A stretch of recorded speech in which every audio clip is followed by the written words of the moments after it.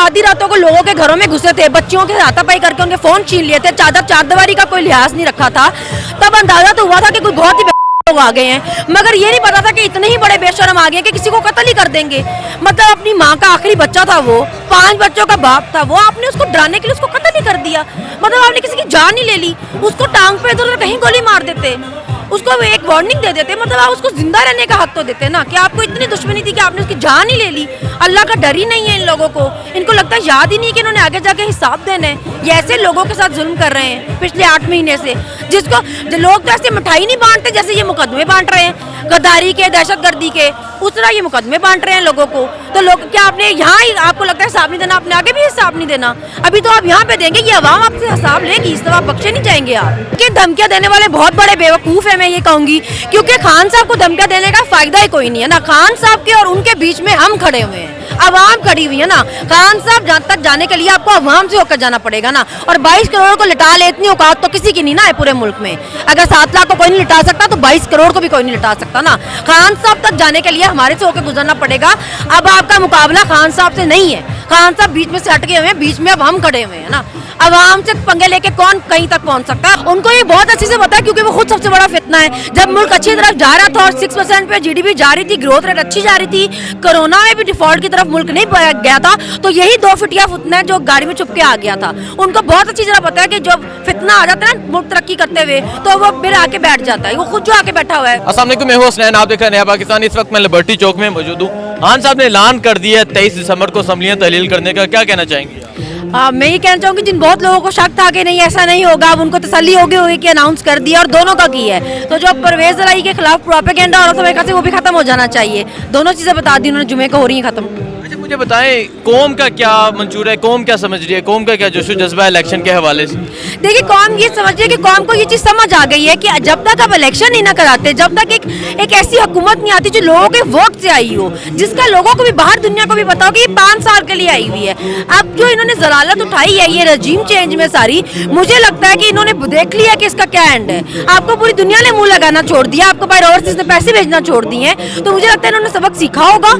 अब इनको ये पता होना चाहिए कि हमारी जो ये कौम है ना, वो एक प्रॉपर हुकूमत मांग रही है, जो 5 साल रहे, जिसपे लोगों को भरोसा हो। ये अनसर्टेनिटी जो है ना, बेयकीनी है, ये खत्म हो मुल्क में से, ताकि लोग भी इन्वेस्टमेंट करें, मुल्क भी हमारी मदद करें। और हमें वो लीडर चाहिए जो हमारी मर्जी से आए, जो आधी रातों को डिग्गियों में छुप के आए। ये वज़ीर आज़म हमें नहीं चाहिए। शहबाज शरीफ ने आज जो बयान दिया है कि मुल्क जब तरक्की की तरफ जा रहा होता है तो एक फितना है जो फसाद करने आ जाता है, क्या कहेंगे आप इस बार? उनको ये बहुत अच्छे से पता है, क्योंकि वो खुद सबसे बड़ा फितना है। जब मुल्क अच्छी तरफ जा रहा था और 6% पे जीडीपी जा रही थी, ग्रोथ रेट अच्छी जा रही थी, कोरोना में भी डिफॉल्ट की तरफ मुल्क नहीं गया था, तो यही 2 फिटिया फितना है जो गाड़ी में छुप के आ गया था। उनको बहुत अच्छी तरह पता है कि जब फितना आ जाता है ना मुल्क तरक्की करते हुए, तो वो फिर आके बैठ जाता है। वो खुद जो आके बैठा हुआ है। इसी तरह मुल्क डिफॉल्ट की तरफ जा रहा है, लेकिन हुकूमती नुमाइंदे रोजाना एक ही बात पे बात करते हैं, तोशाहाना गरी, इस पे क्या कहना चाहेंगे? मतलब ये आपकी बेशर्मी और बगैरती की इनकी हद है कि मुल्क डिफॉल्ट में जा रहा है, वो नहीं मानते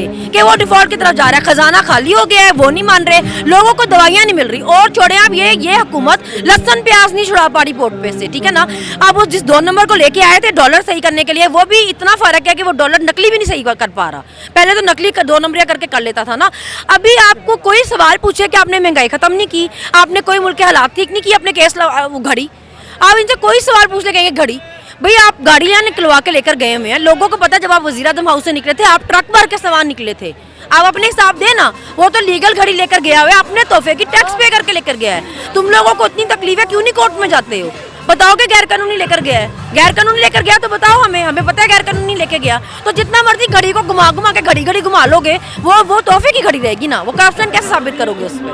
अच्छा मुझे बताएं, कहा जा रहा था इमरान खान को धमकी दी गई कि अगर असम्बलियाँ तहलील कर दी आपको हमेशा के लिए नाअहल कर देंगे, लेकिन खान साहब ने आज ऐलान कर दिया। खान साहब नहीं डरे, इस पे क्या कहना चाहेंगे? देखिए, अभी भी धमकियाँ दी जा रही हैं। देखिए, धमकियाँ देने वाले बहुत बड़े बेवकूफ़ है, मैं ये कहूँगी, क्योंकि खान साहब को धमकियाँ देने का फायदा ही कोई नहीं है ना। खान साहब के और उनके बीच में हम खड़े हुए हैं, अवाम खड़ी हुई है ना। खान साहब जहाँ तक जाने के लिए आपको अवाम से होकर जाना पड़ेगा ना। और 22 करोड़ को लिटा ले, इतनी औकात तो किसी की नहीं ना है पूरे मुल्क में। अगर 7 लाख को कोई नहीं लिटा सकता तो 22 करोड़ को भी कोई नहीं लिटा सकता ना। खान साहब तक जाने के लिए हमारे से होकर गुजरना पड़ेगा। अब आपका मुकाबला खान साहब से नहीं है, खान साहब बीच में से हट गए हुए हैं, बीच में अब हम खड़े हुए हैं ना। आवाम से पंगे लेके कौन कहीं तक पहुंच सकता है? आवाम से नहीं लेके आप कहीं जा सकते। ये आवाम जो है ना, हमें अब ये पता है कि जितने ये सरकारी मुलाजमीन है ना, ये हमारे पैसे पे पल रहे हैं, हम अपने टैक्स के पैसे से तनख्वाहें निकाल रहे हैं, तो ये हमें जवाब दें, क्योंकि जब हम तनख्वाह दे रहे हैं तो हम सवाल भी करेंगे। तो खान साहब जाना बहुत दूर की बात है, पहले हमारे तक आए। अच्छा मुझे बताएं, जो इस साल जुल्म व सितम किए गए, अरशद शरीफ का खून बहाया गया, अरशद शरीफ को शहीद किया गया, आजम सवाती के साथ जो किया गया, डॉक्टर शहबाज गिल के साथ जो किया गया, और इमरान खान पे वजीराबाद जो अटैक किया गया, क्या कहना चाहेंगे जो करने वाले थे, और इस हवाले से क्या कहना चाहेंगे? देखिए, जब आधी रातों को लोगों के घरों में घुसे थे, बच्चियों के हाथापाई करके उनके फोन छीन लिए थे, चारदीवारी का कोई लिहाज नहीं रखा था, तब अंदाजा तो हुआ था कि कोई बहुत ही लोग आ गए हैं, मगर ये नहीं पता था कि इतने ही बड़े बेशरम आ गए कि किसी को कत्ल ही कर देंगे।